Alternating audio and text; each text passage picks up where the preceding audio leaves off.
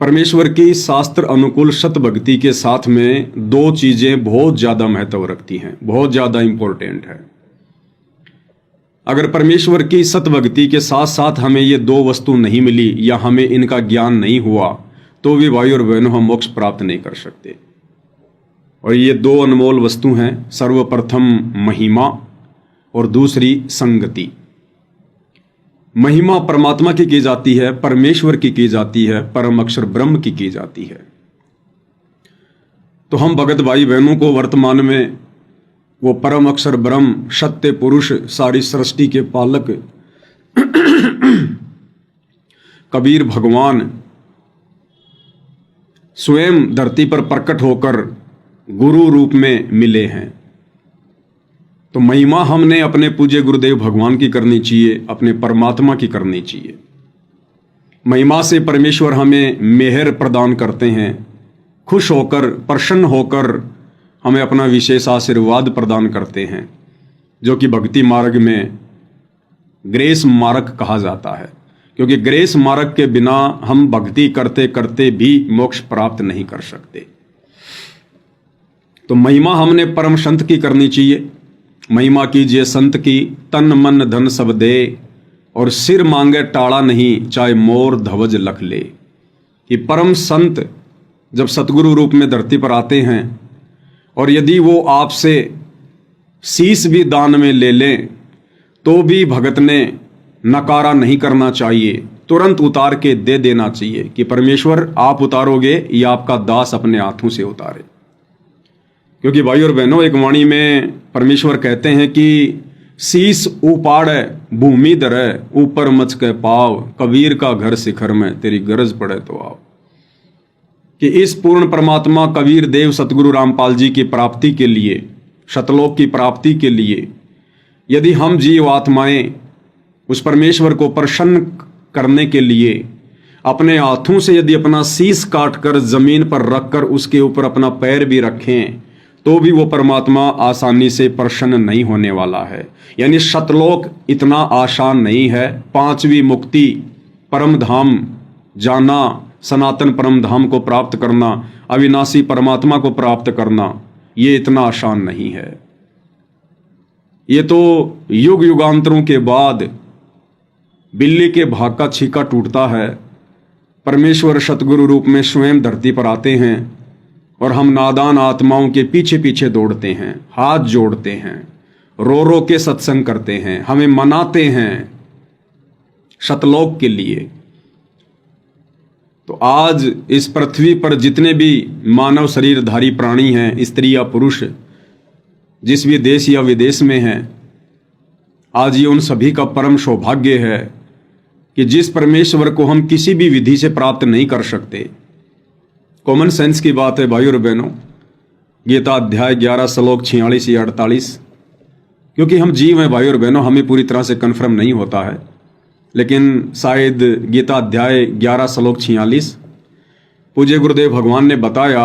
ये काल भी अपने विधान में अर्जुन को कह रहा है गीता ज्ञान देते समय कि अर्जुन, तूने मेरे जिस विराट रूप के दर्शन किए हैं, मेरे इस रूप के दर्शन कोई भी देवता नहीं कर सकता, ब्रह्मा विष्णु महेश नहीं कर सकते, ना वेदों में वर्णित विधि से कर सकते, ना किसी जप से, ना किसी तप से, किसी भी विधि से मेरे इस रूप के दर्शन नहीं कर सकते। अति दुर्लभ है।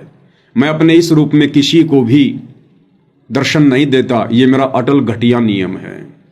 तो सोचिए भाई और बहनों, उस ब्रह्म का भी पिता परम अक्षर ब्रह्म कबीर देव सतगुरु रामपाल जी भगवान, हम नादान आत्मा फिर किस विधि से उनको प्रसन्न कर सकते हैं, किस विधि से हम उनको प्राप्त कर सकते हैं? वो विधि वो परमात्मा स्वयं अपनाता है। वो परमात्मा स्वयं ही सतगुरु रूप में आकर हम नीच आत्माओं पर रजा करता है, दया करता है। वो दयालु है, दया का सागर है, परम दयालु दया के सागर, और डाले डेरा हरियाणा। तो ये वर्तमान में गुरुदेव भगवान की अपनी मौज है, उनकी अपनी रजा है।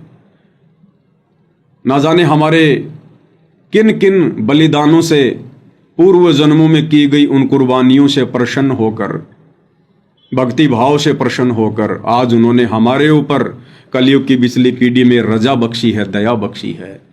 तो ऐसे परमपिता परमेश्वर यदि समय आने पर हमारा शीश भी मांगे तो हमने सह हर्ष उनके चरणों में न्योछावर कर देना चाहिए कि महिमा कीजिए संत की, तन मन धन सब दे, और सिर मांगे टाड़ा नहीं, चाहे मोर ध्वज लख ले।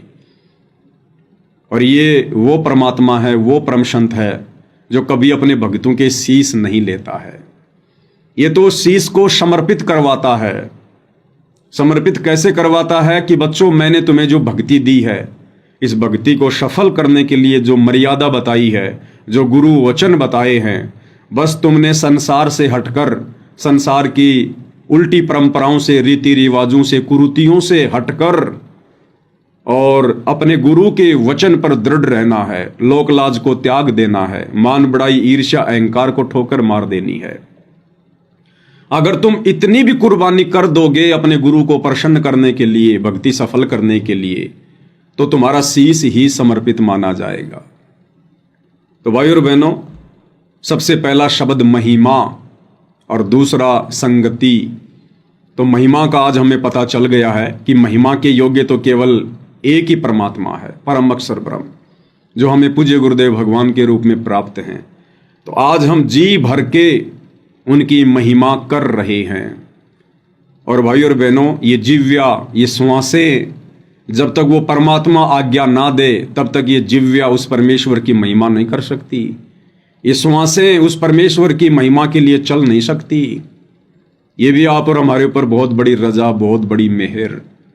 अन्यथा लाखों की संगत है, डरती है सतगुरु के शब्द गाने से, डरती है आश्रमों में बैठकर मंडली बनाकर गुरु की महिमा करने से, डरती है वो लाखों की संगत अपने गुरु को भोग लगाने से, डरती है ये लाखों की संगत अपने गुरु का प्रकट दिवस मनाने से, उन्हें प्रसन्न करने से। और आप और हमारे ऊपर गुरुदेव ने महिमा की कैसी रजा बख्शी है। तो ये महिमा हमने जी भर के करनी है और निर्भय होकर करनी है। निर्भय होकर, क्योंकि हम सच्चे मार्ग पर हैं। हम किसी का गलत नहीं कर रहे, हम अपने आत्म कल्याण के लिए आगे बढ़ रहे हैं, भक्ति कर रहे हैं। तो जी भरकर हम भगत भाई बहनों ने सतगुरु की भक्ति के साथ साथ मौका लगते ही, दाव लगते ही उनकी महिमा भी करनी है।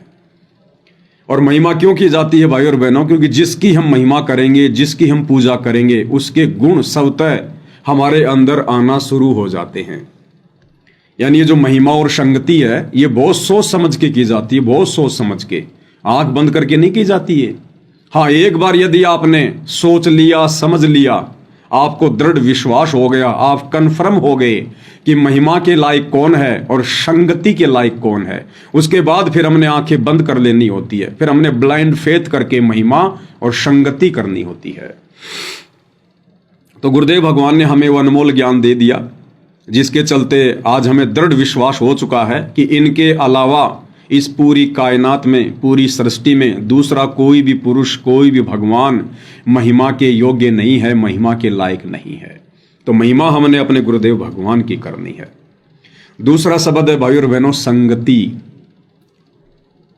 जितना भक्ति मार्ग में महत्व महिमा रखती है, उतना ही संगति भी रखती है। और पूज्य गुरुदेव भगवान ने अपने सत्संगों में बताया कि संगति दो प्रकार से होती है। सबसे पहली संगति उसी परम संत की, उसी भगवान की, गुरुदेव की। क्योंकि हम परमेश्वर की भोग की वाणी में लास्ट में पढ़ते हैं कि साध संगत से भेद जो पाया, साध संगत से भेद जो पाया। अब गुरुदेव भगवान तो एक भगत की भूमिका में कहा करते थे कि साध संगति से भेद जो पाया, स्वामी राम देवानंद जी ने सफल बनाया। अब आप और हमें इस बात का पता चल गया है कि वो वास्तव में स्वामी कौन है, जिसकी संगति करनी चाहिए। वास्तव में वो साधु की भूमिका कौन करते हैं, जिनकी संगति करनी चाहिए। आज हमें पता चल गया कि वो तो कबीर भगवान है। साहिब से सतगुरु भय, सतगुरु से भय साध, धर धर वेख विशाल अंग। वो खेल है आदि और अंत, ये दो वाणियां हैं परमात्मा की कि साहिब से सतगुरु भय, सतगुरु से भय साध। ये तीनों अंग एक हैं, गति कुछ अगम अगाध।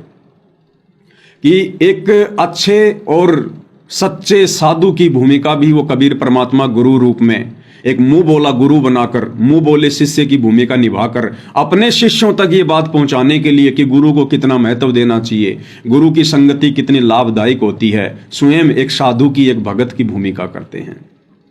तो भोग की आरती में हम सभी भगत भाई बहन कहते हैं कि साध संगत से भेद जो पाया, परमेश्वर सतगुरु रामपाल जी ने सफल बनाया।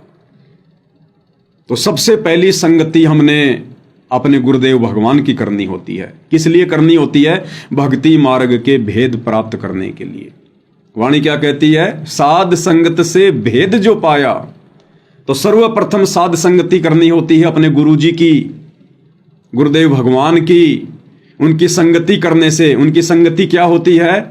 उनके प्रवचन सुनना, उनके सत्संग सुनना, उनके अनमोल प्यारे वचनों को सुनना, उन पर अमल करना, अपने जीवन में लागू करना, गुरु मर्यादाओं में रहना, इसको कहते हैं साध संगति। तो हमें गुरुदेव भगवान की साध संगति की आवश्यकता पड़ती है भक्ति मार्ग के भेद जानने के लिए, ताकि हम दृढ़ हो सकें। जब तक हमें भेद ही पता नहीं चलेंगे, गूढ़ रहस्यों का पता नहीं चलेगा, वो प्रमाण हमें नहीं दिखाए जाएंगे, भला हम कैसे विश्वास करेंगे कि हमारे गुरुदेव परम संत हैं? तो साध संगति से भेद जो पाया, तो सबसे पहली साध संगति है अपने गुरुदेव भगवान की, सच्चे गुरु की, परम संत की, जिन्होंने हमारे को भक्ति मार्ग के गूढ़ रहस्य तत्व ज्ञान से समझा दिए हैं, सृष्टि रचना बताकर, वेद गीता कुरान पुराण समझाकर बता दिए हैं।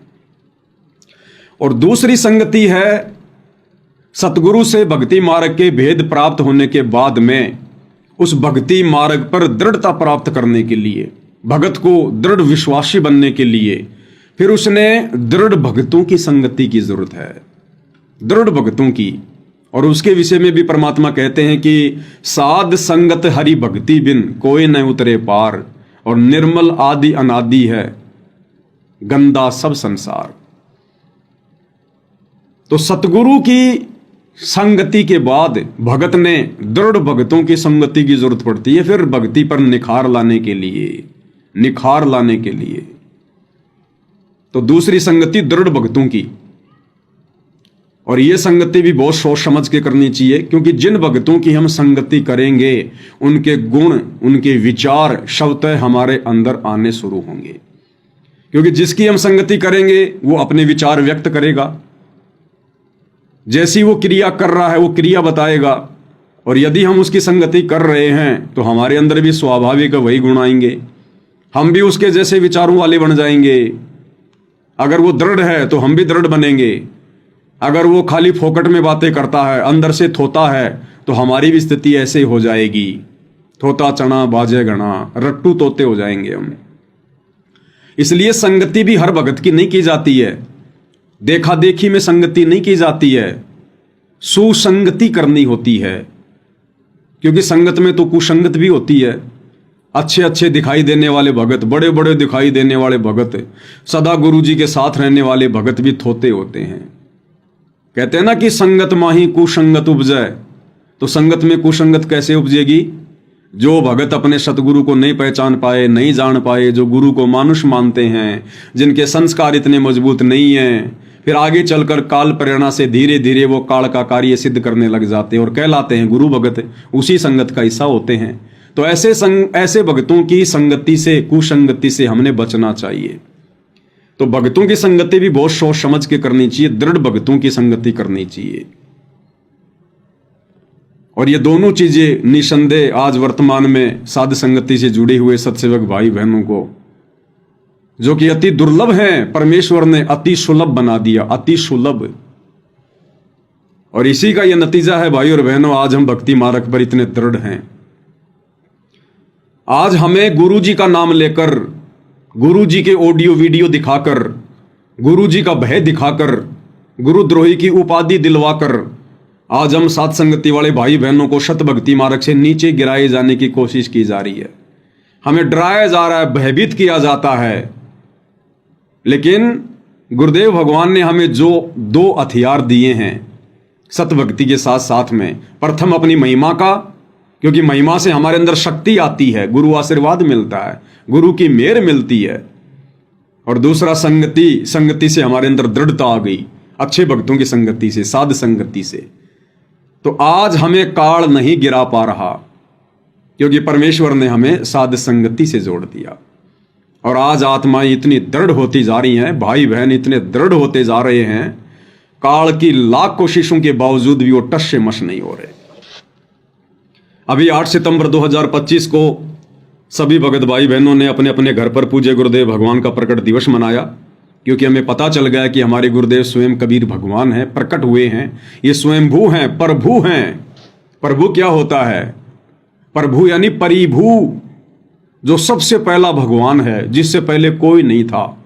सतगुरु आदि अनादि है, सतगुरु मद है मूल, और सतगुरु को सिजदा करूं एक पलक नहीं भूल। तो आज हमें उस वास्तविक प्रभु का पता चल गया। परिभू, जो सबसे पहले वाला भगवान, उससे पहले कुछ नहीं था। तो वो प्रभु सतगुरु रामपाल जी हमें मिल गए, इसलिए हमें दृढ़ता मिल रही है। शंभू, शंभू कोई शंकर जी नहीं है। शंभू यानी स्वयंभू, जो स्वयं उत्पन्न होता है। स्वयं यानी स्वयं खुद, और भू यानी उत्पन्न होना, प्रकट होना। तो शंभू कौन है? वो सतगुरु रामपाल जी परमेश्वर है, कबीर भगवान है। ये स्वयंभू, स्वयं प्रकट होते हैं। तो आज हमें पता चल गया भाई और बहनों, इसलिए हम इतने दृढ़ हैं।